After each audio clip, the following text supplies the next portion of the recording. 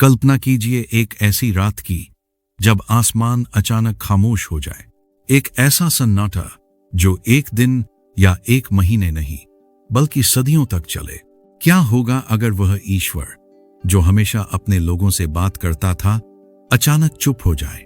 कोई नई भविष्यवाणी नहीं, कोई नया चमत्कार नहीं, कोई फरिश्ता नहीं, सिर्फ एक गहरा और डरावना सन्नाटा जो पीढ़ियों तक गूंजता रहे। इतिहास में एक ऐसा ही समय आया था जिसने पूरी मानवता को हिलाकर रख दिया था। यह कहानी उस समय की है जब दुनिया ने 400 सालों तक आसमान की तरफ देखा, लेकिन वहां से कोई जवाब नहीं आया। लोग पूछते रहे, क्या परमेश्वर हमें भूल गया है? क्या हमारी प्रार्थनाएं अब उस तक नहीं पहुंचती? लेकिन इंसान यह नहीं जानता था कि इस अजीब और रहस्यमयी चुप्पी के पीछे एक ऐसी योजना छिपी थी जिसके लिए खुद स्वर्ग भी इंतजार कर रहा था। इस खामोशी की शुरुआत एक बहुत ही दर्दनाक मोड़ पर हुई थी। मलाकी पुराने नियम का आखिरी भविष्यवक्ता था। वह आखिरी इंसान था जिसके जरिए परमेश्वर ने दुनिया तक अपनी आवाज पहुंचाई थी।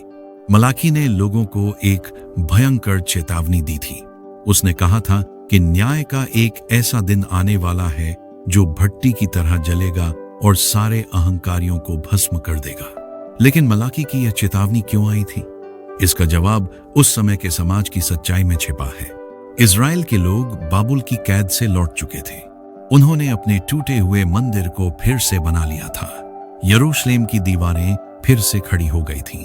बाहर से देखने पर सब कुछ एकदम सही और धार्मिक लग रहा था, लेकिन सतह के नीचे कुछ बहुत भयानक हो रहा था। लोगों के दिल पूरी तरह से परमेश्वर से दूर हो चुके थे। वे सिर्फ धर्म का एक नाटक कर रहे थे। मंदिर मौजूद था, लेकिन लोग वहां जाकर परमेश्वर की सच्ची आराधना नहीं कर रहे थे। सबसे बड़ी गिरावट उन पुजारियों में आई थी जिन्हें लोगों को सही रास्ता दिखाना था। वे पूरी तरह भ्रष्ट हो चुके थे। परमेश्वर का नियम साफ था कि वेदी पर सिर्फ बिना दोष वाले जानवरों की बलि चढ़ाई जानी चाहिए, लेकिन ये पुजारी लालची और आलसी हो गए थे।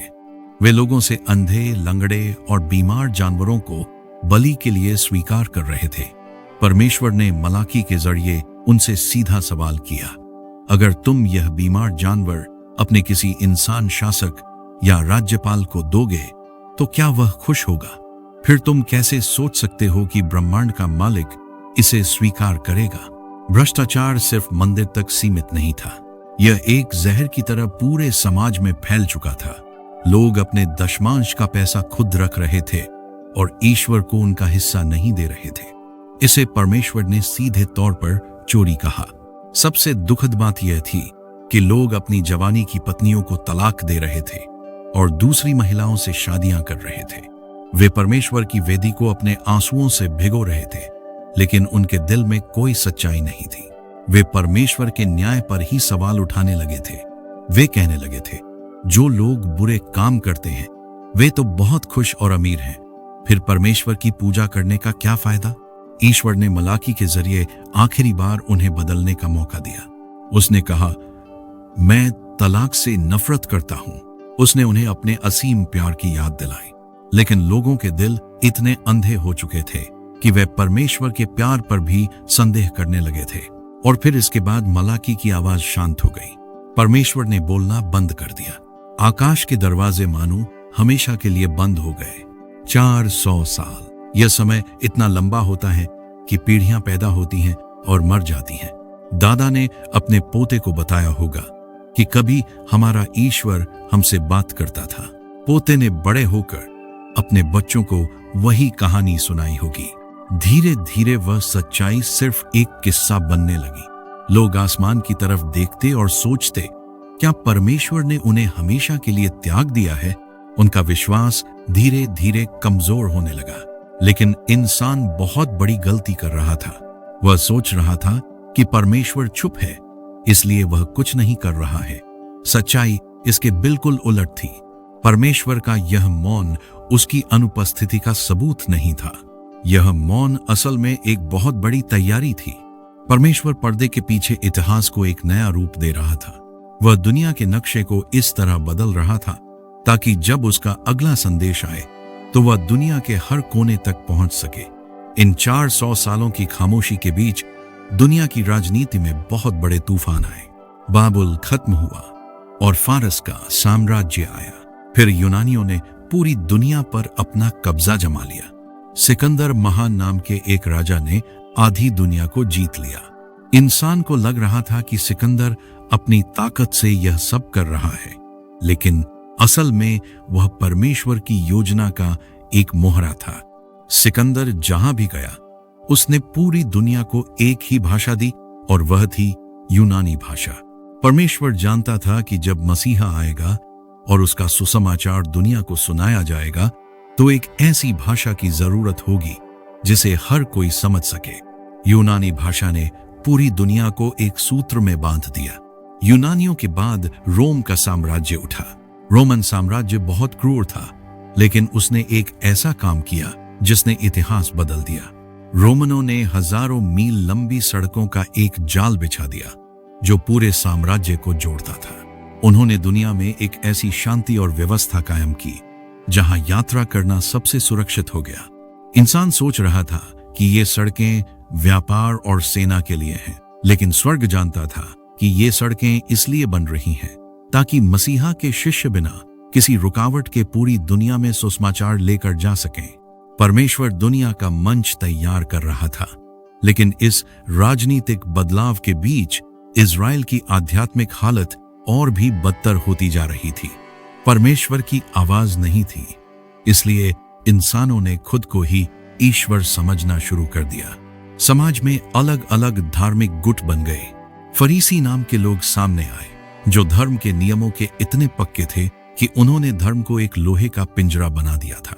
वे बाहर से बहुत पवित्र दिखते थे, लेकिन उनके अंदर दया और न्याय खत्म हो चुका था।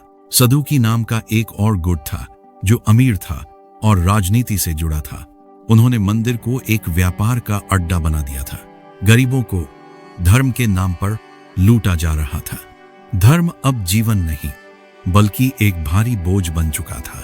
आध्यात्मिक दुनिया में भी एक भयानक असंतुलन आ गया था।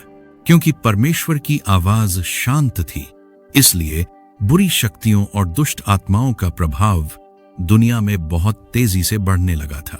लोग काले जादू और अंधविश्वास में डूब रहे थे। शैतान जानता था कि परमेश्वर कुछ बड़ा करने वाला है, इसलिए वह दुनिया को इतने गहरे अंधेरे में धकेलना चाहता था कि लोग सच्चाई को कभी पहचान ही न पाए।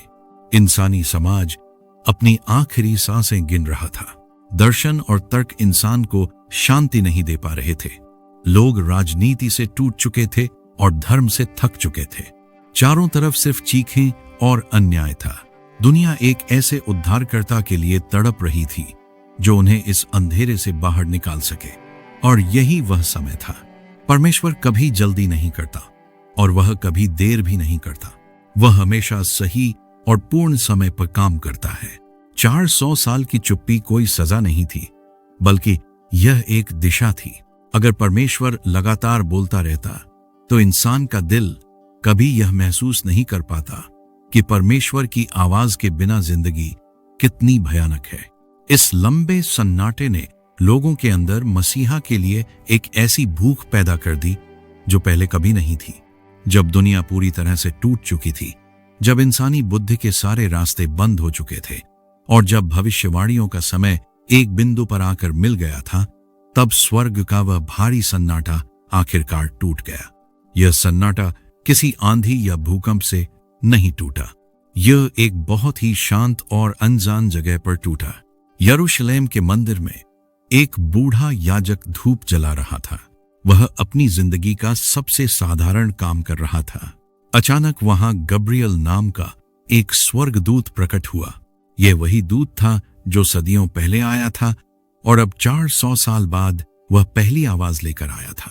उसने उस बूढ़े याजक से कहा, तुम्हारी प्रार्थना सुन ली गई है, लेकिन यह तो सिर्फ शुरुआत थी। इसके बाद वह स्वर्गदूत एक बहुत ही छोटे और अनजान से गांव नासरत में गया। वहां उसने एक साधारण सी युवा लड़की को एक ऐसा संदेश दिया जिसने इतिहास की दिशा हमेशा के लिए बदल दी। उसने कहा कि वह एक बेटे को जन्म देगी और उसका नाम यीशु होगा। परमेश्वर का वह वचन जिसका इंतजार सदियों से हो रहा था, अब देह धारण करने वाला था। रोमन सम्राट के एक जनगणना के आदेश ने उस लड़की और उसके पति को बेतलेहम शहर तक पहुंचा दिया। यह भी कोई संयोग नहीं था, बल्कि यह मीका नबी की उस प्राचीन भविष्यवाणी को पूरा करने के लिए था, जिसमें लिखा था कि मसीहा बेतलेहम में ही जन्म लेगा। और फिर उस रात दुनिया के सबसे खामोश और साधारण पल में एक अस्तबल के अंदर वह प्रकाश दुनिया में आ गया। स्वर्गदूतों की सेनाओं ने आकाश से घोषणा की और 400 साल का वह भारी सन्नाटा हमेशा के लिए टूट गया। यीशु मसीह ने आकर मलाकी की हर भविष्यवाणी को पूरा कर दिया। मलाकी ने कहा था कि पुजारी भ्रष्ट हैं, लेकिन यीशु खुद एक ऐसा महायाजक बन गया जिसमें कोई दोष नहीं था।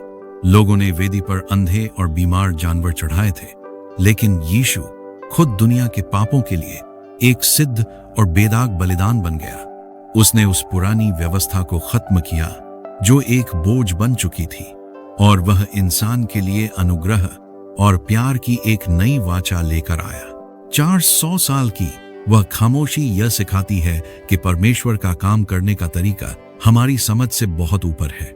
हम सोचते हैं कि अगर वह बोल नहीं रहा तो वह हमारे साथ नहीं है, लेकिन सच्चाई यह है कि जब परमेश्वर चुप होता है तो वह हमारे लिए एक नया रास्ता बना रहा होता है।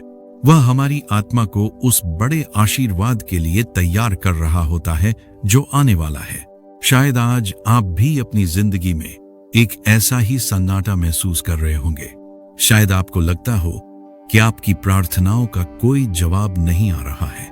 आपको लगता होगा कि परमेश्वर ने आपसे मुंह मोड़ लिया है। लेकिन याद रखिए, यह सन्नाटा कोई अंत नहीं है, यह एक तैयारी है। परमेश्वर खामोश जरूर हो सकता है, लेकिन वह कभी भी काम करना बंद नहीं करता। जब आपके जीवन के सारे रास्ते बंद नजर आए और चारों तरफ सिर्फ अंधेरा हो, तो समझ लीजिए कि सुबह की सबसे पहली और सबसे तेज किरण बहुत जल्द फूटने वाली है, क्योंकि परमेश्वर की खामोशी हमेशा दुनिया की सबसे महान आवाज के आने से पहले का ठहराव होती है। जब आपके जीवन के सारे रास्ते बंद नजर आए और चारों तरफ सिर्फ अंधेरा हो, तो समझ लीजिए आप हार नहीं रहे हैं, आपको तैयार किया जा रहा है। क्योंकि सच्चाई यह है कि परमेश्वर की खामोशी कभी भी खाली नहीं होती। वह एक ऐसी गहराई होती है जहां इंसान टूटता नहीं बल्कि नया बनता है। सोचिए, जब सब कुछ ठीक चलता है तब हमें परमेश्वर की उतनी जरूरत महसूस नहीं होती, लेकिन जब हर दरवाजा बंद हो जाता है, जब अपने भी साथ छोड़ देते हैं, और जब आपकी प्रार्थनाएं भी आपको वापस खाली लौटती हुई महसूस होती हैं, तभी पहली बार इंसान सच में घुटनों पर आता है। तभी वह सिर्फ मांगता नहीं बल्कि पूरी तरह समर्पण करता है। अंधेरा हमें डराता जरूर है, लेकिन वही अंधेरा हमारी आंखों को इतना शांत कर देता है कि हम वो देख पाते हैं जो रोशनी में कभी दिखाई ही नहीं देता। जब परमेश्वर चुप होता है तो इसका मतलब यह नहीं कि वह दूर है, इसका मतलब है कि वह बहुत गहराई में काम कर रहा है, आपके अंदर, आपके हालात में और आपके आने वाले कल में। याद रखिए, जब एक बीज मिट्टी में दबाया जाता है तो बाहर से देखने पर लगता है कि सब खत्म हो गया, सब अंधेरा है, लेकिन उसी अंधेरे के भीतर एक नई जिंदगी चुपचाप जन्म ले रही होती है। ठीक उसी तरह आपकी जिंदगी का यह अंधेरा भी कोई अंत नहीं है, यह एक छुपी हुई शुरुआत है। परमेश्वर की खामोशी दरअसल वह पल है जब वह आपकी कहानी का सबसे शक्तिशाली अध्याय लिख रहा होता है, बिना शोर के, बिना दिखावे के, लेकिन इतनी गहराई के साथ कि जब वह सामने आएगा तो आपकी पूरी जिंदगी बदल जाएगी। तो अगर आज आप अंधेरे में खड़े हैं, अगर आपको लग रहा है कि अब कोई रास्ता नहीं बचा, तो बस एक बात याद रखिए, आप अंत के पास नहीं हैं, आप उस मोड़ पर खड़े हैं जहां से परमेश्वर कुछ ऐसा करने वाला है जो आपने कभी सोचा भी नहीं होगा। क्योंकि सुबह हमेशा सबसे गहरी रात के बाद ही आती है, क्योंकि रोशनी में हम बाहर की चीजें देखते हैं, लेकिन अंधेरे में हम खुद को देखना शुरू करते हैं। और यही वह जगह है जहां ज्यादातर लोग घबरा जाते हैं। क्योंकि वहां शोर नहीं होता, कोई डिस्ट्रैक्शन नहीं होता, सिर्फ आप होते हैं और आपका सच। जब परमेश्वर चुप होता है तो वह हमें छोड़ नहीं रहा होता, वह हमें गढ़ रहा होता है, वह हमारी सोच को बदल रहा होता है, हमारे धैर्य को गहरा कर रहा होता है, हमारे विश्वास को मजबूत कर रहा होता है, ताकि जब सही समय आए तो हम उस आशीष को संभाल सकें जिसके लिए हम प्रार्थना कर रहे थे। समस्या ये नहीं है कि परमेश्वर चुप है, समस्या यह है कि हम उस प्रक्रिया को समझ नहीं पाते। हम तुरंत जवाब चाहते हैं, तुरंत रास्ता चाहते हैं, लेकिन परमेश्वर तुरंत में नहीं, सही समय में काम करता है। याद रखिए, हर महान चीज खामोशी में ही बनती है। पेड़ जमीन के ऊपर दिखने से पहले सालों तक जड़ों में गहराई बनाता है। बच्चा जन्म लेने से पहले महीनों तक अंधेरे गर्भ में पलता है, और हीरा वह भी अंधेरे और दबाव के बीच ही बनता है। तो अगर आज आपकी जिंदगी में अंधेरा है, अगर सब कुछ रुक सा गया है, अगर आपको लगता है कि आपकी प्रार्थनाएं कहीं खो गई हैं, तो समझ लीजिए कुछ खत्म नहीं हो रहा, कुछ बन रहा है, और शायद वही चीज बन रही है जिसके लिए आपने सालों तक इंतजार किया है। इसलिए हार मत मानिए, जल्दी मत कीजिए, और इस खामोशी से भागिए मत, क्योंकि यही खामोशी आपकी सबसे बड़ी ताकत बनने वाली है। और जब समय पूरा होगा तो वही परमेश्वर जो आज चुप है इतनी जोर से बोलेगा कि आपकी कहानी दूसरों के लिए उम्मीद बन जाएगी, क्योंकि सुबह हमेशा सबसे गहरी रात के बाद ही आती है। अगर यह संदेश आपके दिल को छू गया हो तो इसे लाइक करें, शेयर करें, और ऐसे ही और सच्चे और गहरे संदेशों के लिए चैनल को सब्सक्राइब जरूर करें।